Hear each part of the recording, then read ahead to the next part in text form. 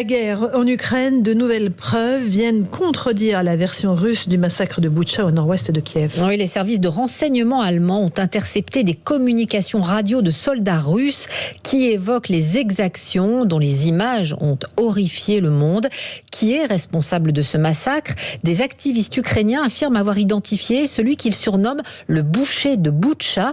Il s'agit d'un haut militaire russe, Johan Tritz. Ah oui, l'homme dans le viseur de ces activistes s'appelle Azatbek Omourbekov, devenu en quelques heures l'ennemi numéro 1 en Ukraine et surnommé le boucher de Boutcha. C'est d'après l'information de ce groupe ukrainien le chef du bataillon russe qui occupait la ville et ses alentours, soupçonné d'avoir orchestré les viols, le pillage et le massacre de centaines de civils.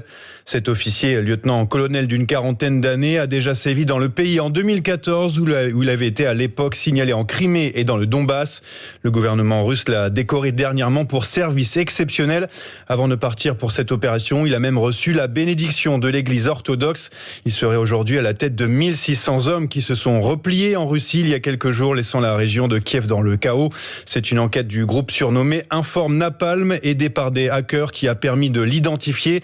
Sa photo a ensuite été mise en ligne, mais aussi son adresse postale, son adresse mail et même son numéro de téléphone. Rappelons qu'il s'agit d'une enquête provisoire et que rien n'a été confirmé pour le moment.